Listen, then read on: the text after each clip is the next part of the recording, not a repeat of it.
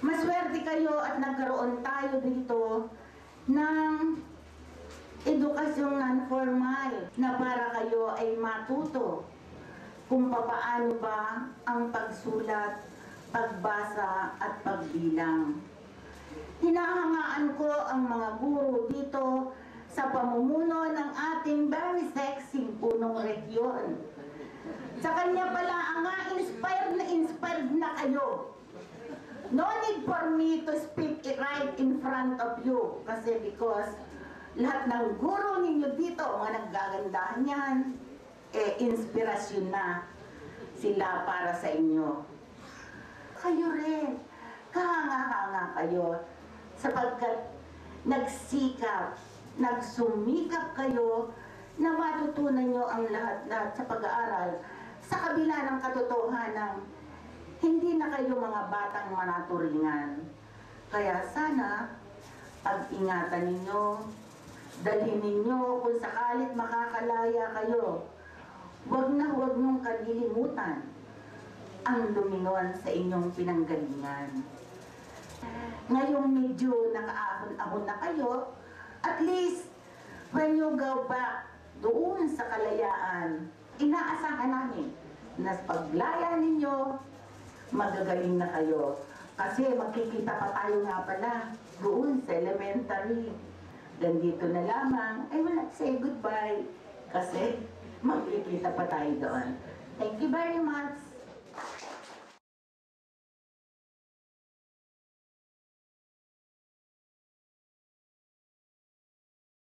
Magandang hapon po sa inyong lahat. Ang lahat ng paghihirap, pagtitiyaga at pagsusumikap na walang takot na sinuong ng ating mga mag-aaral upang makamit ang minimithing tagumpay ay magkakaroon ng katuparan sa hapong ito. Tawagin natin ang ating mga magsisipagtapos. Aliga Romy.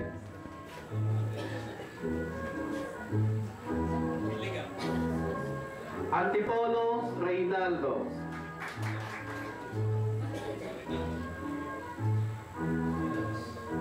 Balbalosa Reynaldo.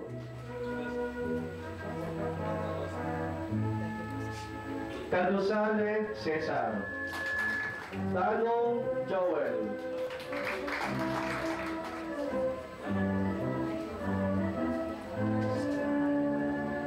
Usmando Dike.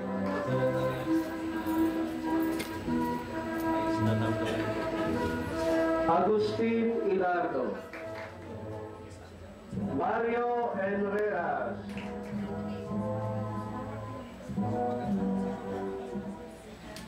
Orlando Rivas.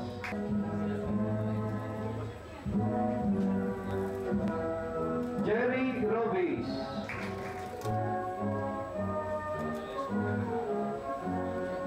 Bundos Tadulan.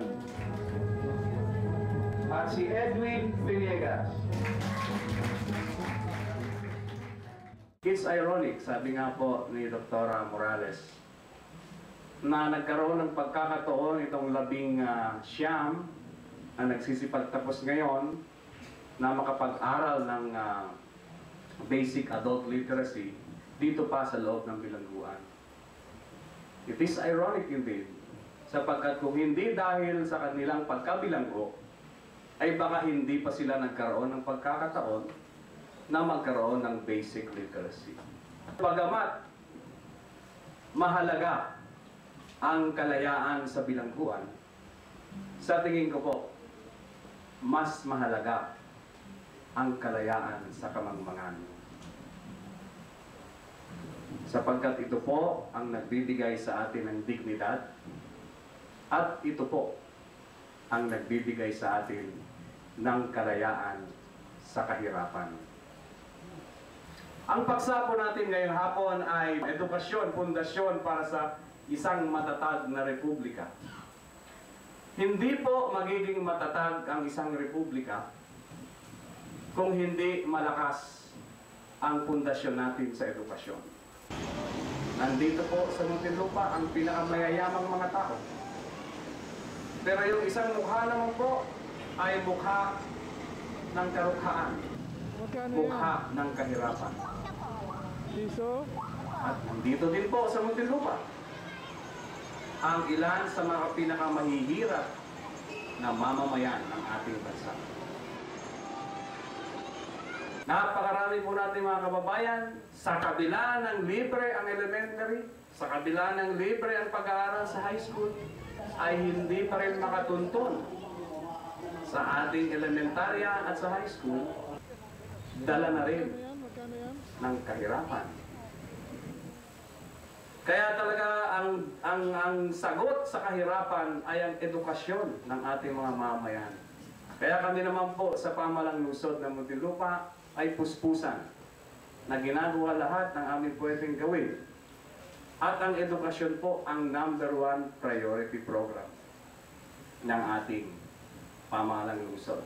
Meron po tayong kasabihan. Nung sinabi po ito ng isang famous Chinese philosopher na si Confucius, ang sabi po niya, "The journey of 1,000 miles begins with a single step." Ang malayong paglalakbay ay nag-uumpisa sa unang hakbang.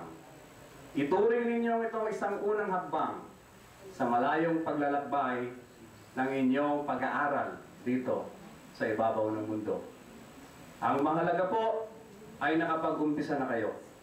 At habang kayo'y naglalakbay, huwag po ninyong kalilimutan na mahal pa rin tayo ng Panginoon. Bagamat nasa loob tayo ng bilangguan, tayo naman ay biniyayaan ng isang edukasyon na hindi natin makakamit kung tayo'y nasa labas. Congratulations to all of you. May God be with you always. Maraming salamat po.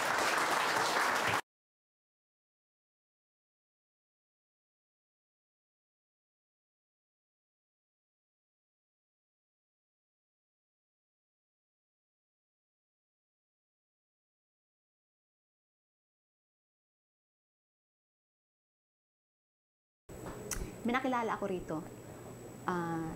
Sa Laya siya ay isang trigger man. Trigger man siya. Ito istorya niya. Sa Zamboanga siya nakatira.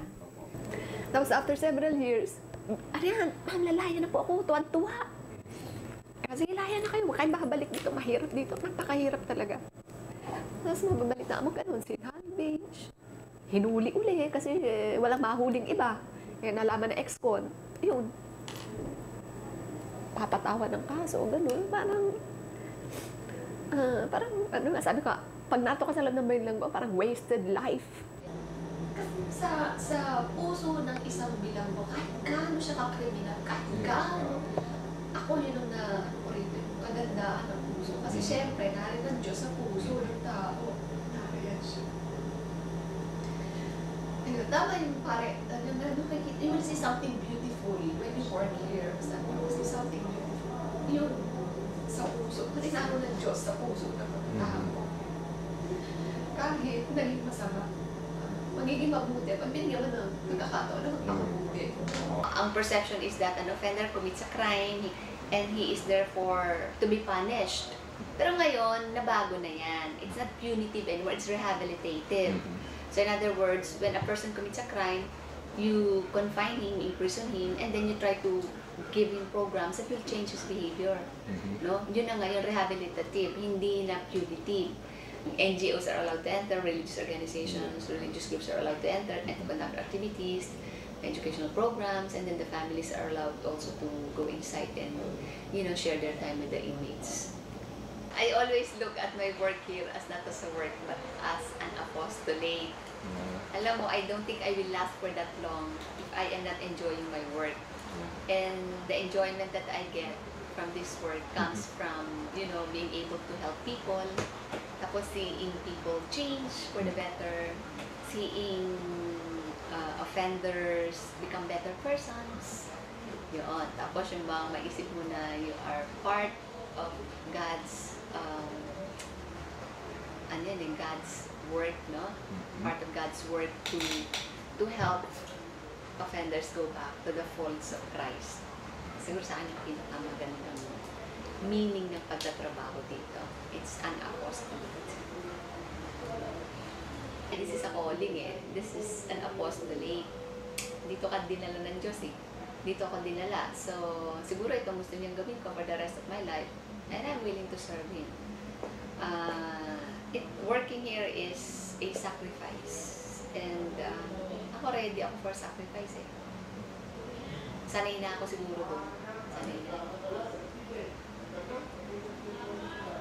Originally, Bernie, I didn't like to be assigned here before. Eh, dito nga ako nilagay ng Diyos, diba?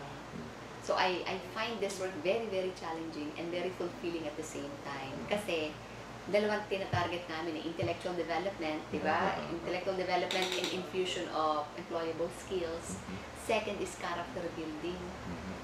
Values formation. Kasi that's the reason why they are incarcerated. They have distorted values. So sa education, tinutuwid namin yung values nila, yung mga maling pananaw. And this, I would say that education is the best rehabilitation program for the offenders.